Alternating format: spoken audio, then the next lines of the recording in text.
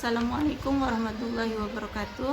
Perkenalkan, nama saya Antika Fitri, mahasiswa UT semester 8 dengan NIM 878361865. Pada video ini saya akan memenuhi tugas mata kuliah bimbingan konseling, yaitu praktek RPL bimbingan klasikal dengan topik mengelola emosi secara positif untuk siswa kelas 3 di tempat saya mengajar. Adapun tujuan pembelajarannya, yang pertama, siswa mampu mengetahui apa itu emosi secara dasar. Yang kedua, siswa mampu menjelaskan 3 jenis emosi dasar. Dan yang terakhir yaitu siswa mampu menyebutkan contoh emosi dasar yang dirasakan baik pada lingkungan sekolah maupun lingkungan keluarga. Terima kasih, selamat menyaksikan video saya.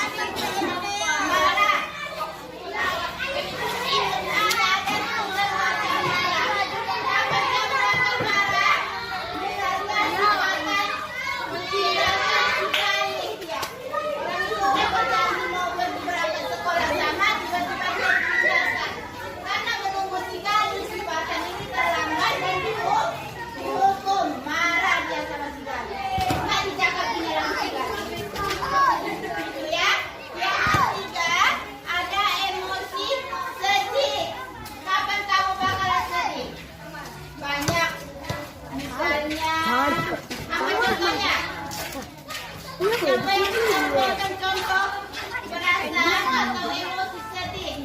Ketika mainan musik, ketika mainan musik, kamu akan merasa down dalam hatimu, air mata apa keluar, ya kan? Yang terakhir, apa lagi? Bahagia. Bahagia ini yang senang-senang lah pula kan? Kayak kamu sedang bahagia sama suamimu atau sama gurumu.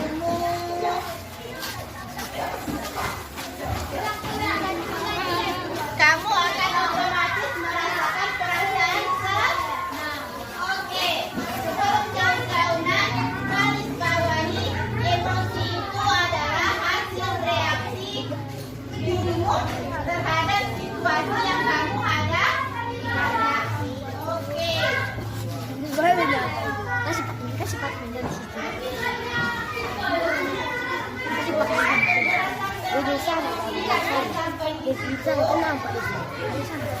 Siapa di sini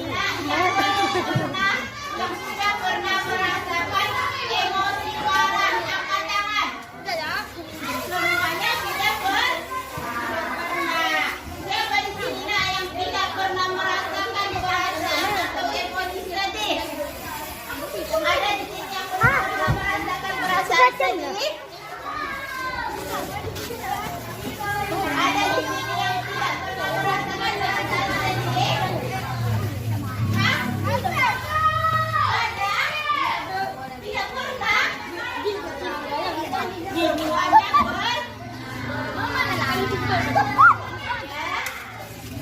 Small Milan Domi Karya. pengertian sedih. Sekian dari materi kita. Kesimpulan yang dapat kita ambil pada pelajaran ini